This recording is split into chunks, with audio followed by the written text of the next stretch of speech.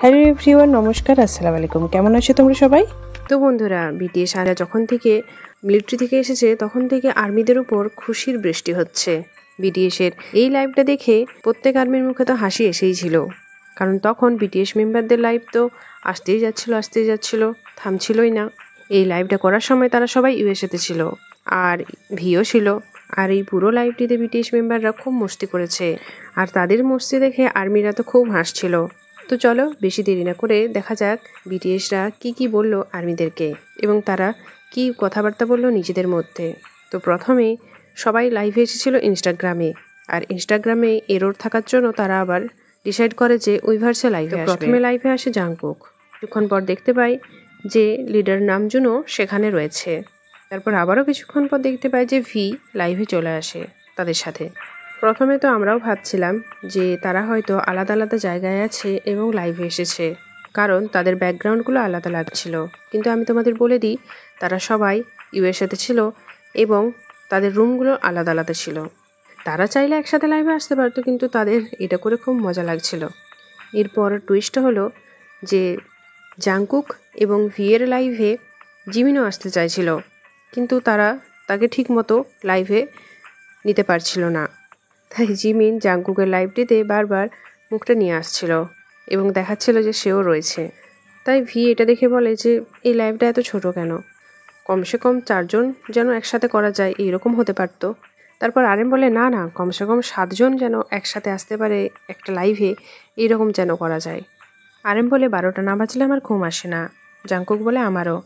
RM বলে যে তোমার তো ঘুম আসে না 12টার পরেও। জাংকুক বলে যে আমি অনেক ফোন ইউজ করি রাত্রেবেলায়, সেজন্য আমার ঘুম আসে না, আর ফোন দেখতে দেখতেই আমি কখন ঘুমিয়ে যাই।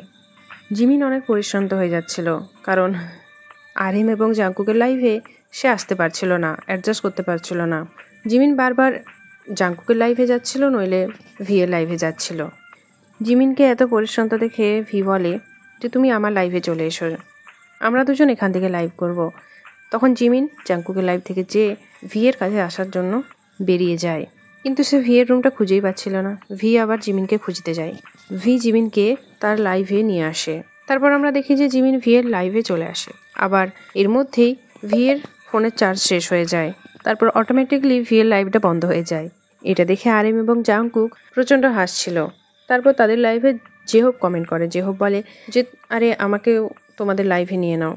তখন ভি বলে যে আমি মাত্র স্টাফদের সাথে কথা বলে এলাম, তারা 3 দিনের মধ্যে 3 জন মেম্বার একসাথে আসবে এরকম একটা ফাংশন অ্যাড করে দেবে। আরএম বলে আমার মনে হয় না এটা এত জলদি সম্ভব। আরএম বলে যে ভি তুমি আমাদের রুমে চলে এসো, তাতে আমরা জেহবকে অ্যাড করতে পারবো। তারপর ভি জাংকুক এবং আরএমের রুমে চলে যায়। তারপর আমরা দেখি জাংকুক জেহবকে অ্যাড করে। আমরা দেখতে পাই জেহব এয়ারপোর্টে রয়েছে। আরএম বলে যে আমাদের জেহব তো সুপারস্টার। জাংকুক বলে জেহবকে তো কিরোর মতো লাগছে। তারপর সবাই হাসতে থাকে। জেহব বলে বেশি মজা নিও না, আমার একটু তাড়া আছে, আমাকে যেতে হবে। তখন জাংকুক বলে যে তুমি তাহলে কেন বললে যে আমাকে অ্যাড করো। তারপর জিমিনও কমেন্ট করে যে আমাকেও অ্যাড করো। জিমিন ড্রিঙ্ক নিতে গিয়েছিল, তারপর সে ভিয়ের রুমে আসে, সেই জন্য সে কমেন্টে বলছিল যে আমাকেও অ্যাড করো। তারপর জেহব চলে যাওয়ার পর ভি জিমিনকে অ্যাড করে। আর যখনই জিমিন লাইভে আসে তখন জাংকুক বলে আমি তো ভাবলাম যে তুমি ভিয়ের জামা পরে আসবে। জিমিন বলে যে 1 মিনিট দাঁড়াও, আমি এক্ষুনি আসছি। একটু পরে দেখতে পাই জিমিন ভিয়ের একটা জামা পরে চলে আসে।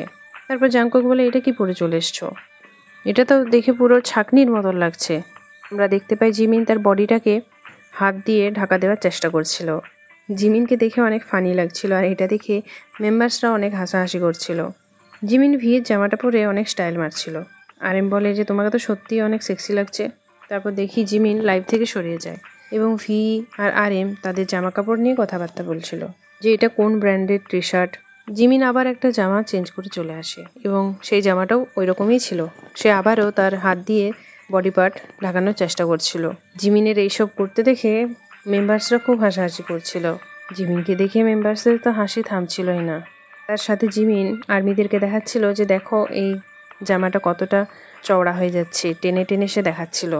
এভাবে লাইভটা শেষের দিকে চলে আসে, সবাই বাই বলে আর ভি জিমিনকে ডিসকানেক্ট করে দেয়। তারপর জিমিন গায়েব হয়ে যায়, আর এটা দেখে সব মেম্বাররা আবারও হাসতে থাকে। বিটিএস সম্পর্কিত আপডেট পাওয়ার জন্য এবং বিটিএসের প্রত্যেকটা লাইভ বাংলায় এক্সপ্লেন পাওয়ার জন্য চ্যানেলটিকে সাবস্ক্রাইব এবং লাইক করে দাও। Take care, bye by.